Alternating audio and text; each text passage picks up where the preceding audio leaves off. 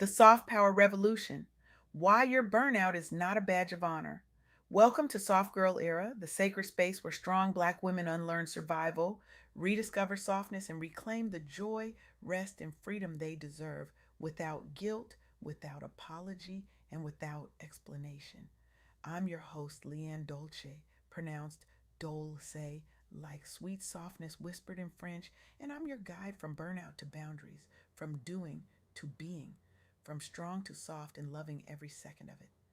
Today, I had the profound honor of sitting down with Star Tezino, a visionary leader who is not just reshaping conversations, they are fundamentally dismantling the toxic narratives that have kept Black professionals and entrepreneurs trapped in cycles of exhaustion, overperformance, and self sacrifice.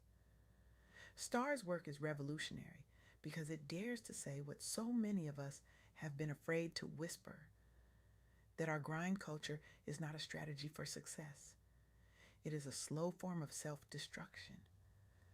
Star is helping Black women across the globe understand that stepping into your soft girl era is not about abandoning ambition or dimming your brilliance.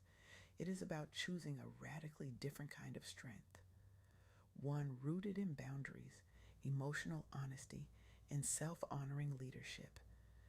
Their work is making the world a better place by giving Black women permission to build careers and businesses that do not cost them their peace, their health, or their joy. And today I am going to share the powerful insights from our conversation in a way that I hope will shift something deep inside of you and maybe even save your life. Let me start with something Star said that stopped me in my tracks. They told me that stepping into your soft girl era as a Black professional or entrepreneur is not about being passive, weak, or less ambitious. It is a strategic leadership choice that can actually accelerate your growth, expand your influence, and protect your mental health at the same time. Let that sit with you for a moment. Now, we have been conditioned to believe that success for us must be rooted in constant grind, emotional armor, and overfunctioning just to be seen as good enough. We have been taught that if we rest, we will fall behind. If we set boundaries, we will be labeled difficult.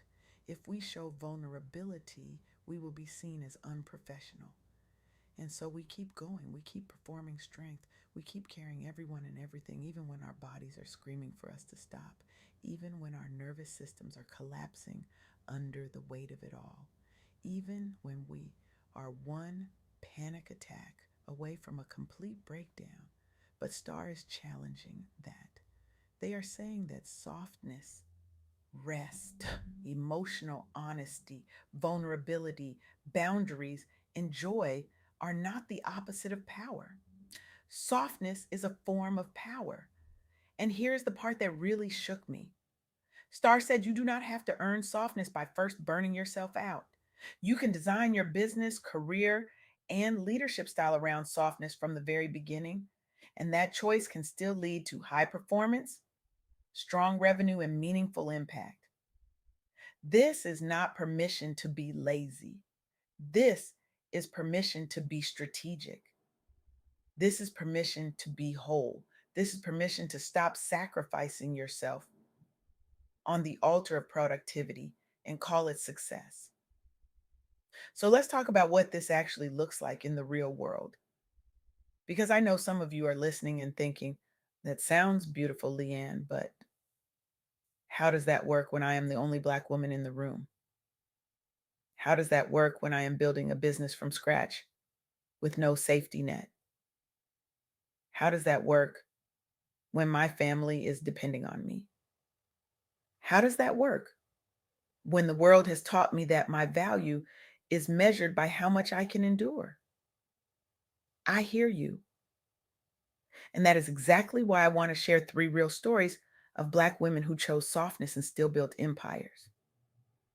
These are not fairy tales, these are blueprints. Let's start with Malik Teal. Malik is the founder of Curlbox, one of the first and most successful subscription boxes focused on Black hair care. Before Curlbox even existed, Malik was working in public relations. She understood media, she understood Black women's needs around hair care access, and she saw a gap. She saw that Black women were being left out of mainstream beauty subscription models. And she used that insight to create a business center specifically on us. She built that company into a multi-million dollar business. She created jobs. She shifted how brands engage Black women consumers. She was doing the thing. She was winning by every external measure. But here is what makes her story so powerful, so disruptive, so necessary for us to hear. At the height of her success, Myleik made a decision that a lot of people did not understand. She decided to step back, and eventually she sold the company, not because it was failing, not because she could not handle it, but because she realized that her identity and her purpose were bigger than being the CEO of Curlbox. She was entering a new season, motherhood, healing, rest, and she honored that. She put strong systems, teams, and operations in place so the brand was not solely dependent on her presence. She intentionally designed a business model that allowed the company to grow without her constantly overworking. And when the time came, she made the soft but firm decision to step back and sell the company at a time that aligned with her values, her energy, and her season, rather than clinging to the business out of ego or external pressure. Curlbox became a hugely influential subscription service in the natural hair space, generating millions in revenue and helping to reshape how brands engage Black consumers.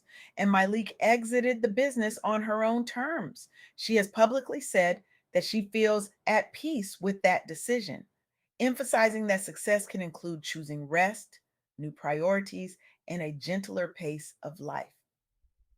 Myleik's story teaches us something critical. You can build something powerful and still have the right to stop, pivot, or sell when your spirit calls for something different. Softness is not about quitting, it is about listening. It is about designing your life and your work around what your nervous system actually needs, not what capitalism tells you you should want. Her story models that Black women can be both wildly successful and deeply protective of their softness, boundaries, and evolving needs. Now, let's talk about Rachel Rogers.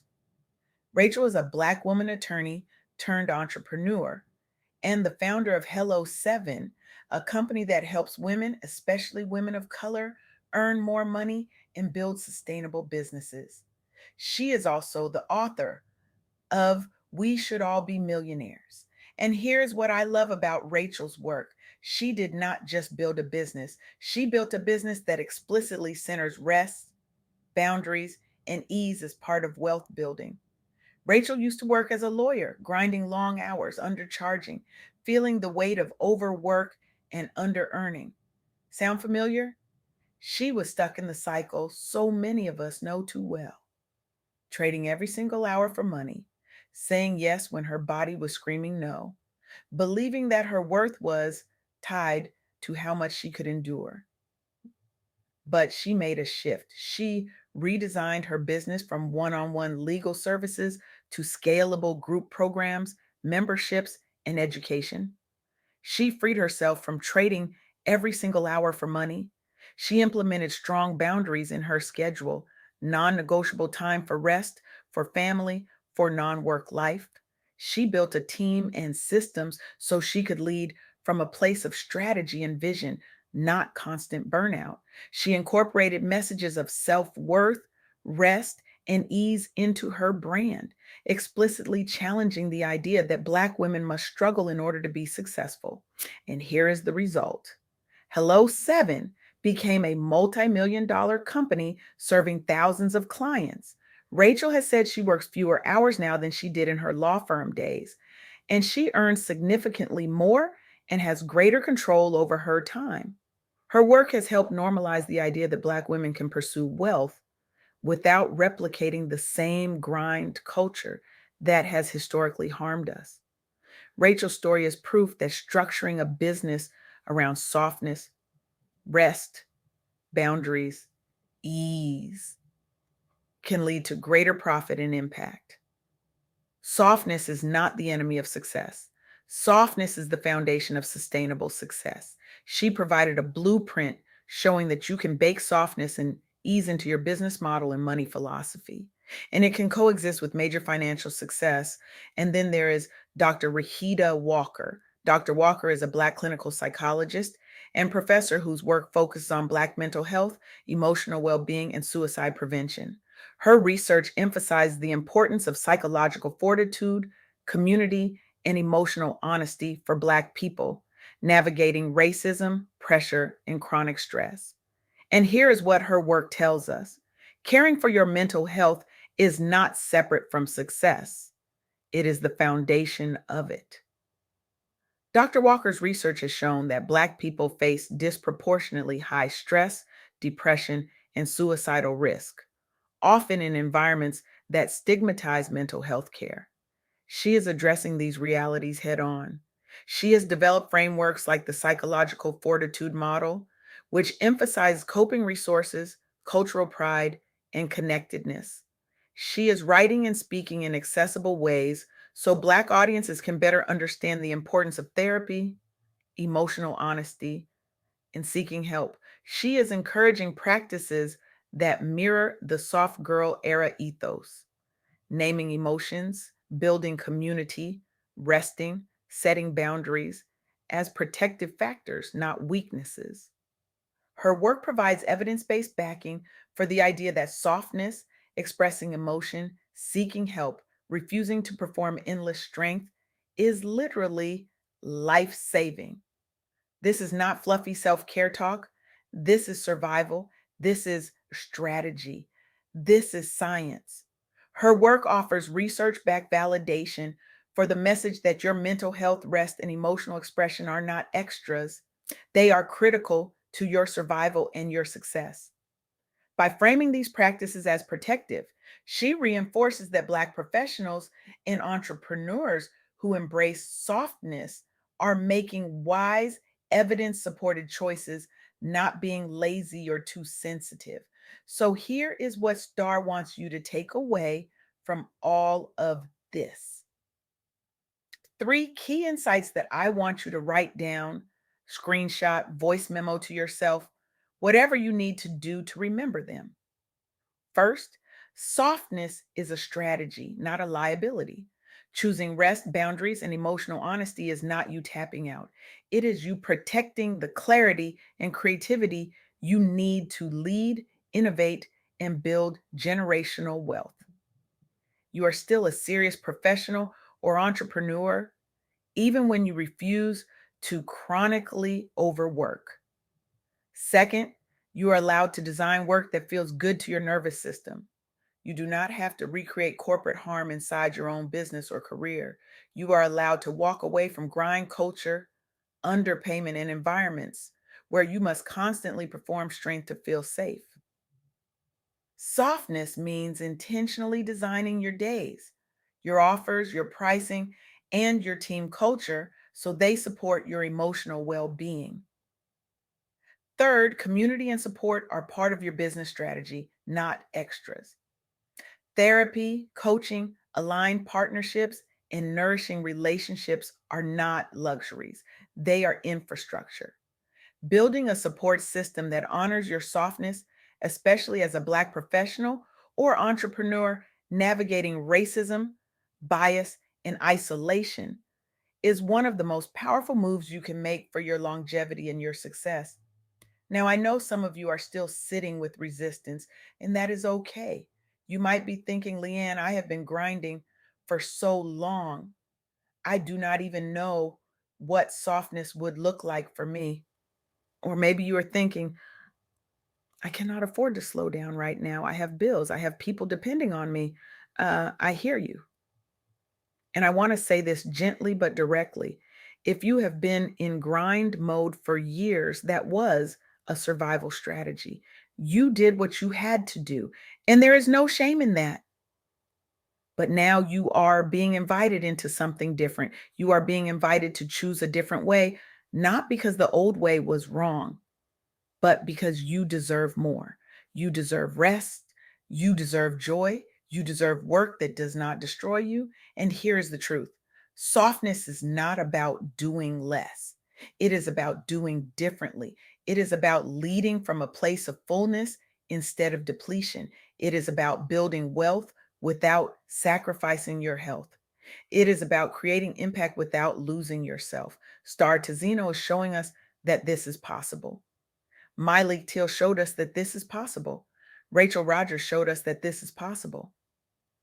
Dr. Rita Walker's research confirms that this is not only possible, it is necessary. So I'm going to leave you with this. If you stop performing strength for everyone else and gave yourself permission to be soft at work, in your business, and in your relationships, what is one concrete change you would make in the next 7 days to honor that softness? Not next month, not when things calm down, not when you have earned it, right now, in the next 7 days. Write it down, commit to it, and let that one act be the first brick in the softer, more sustainable life and career you deserve. Because the world does not need you burned out. The world needs you whole. The world needs you rested. The world needs you soft. And so do you.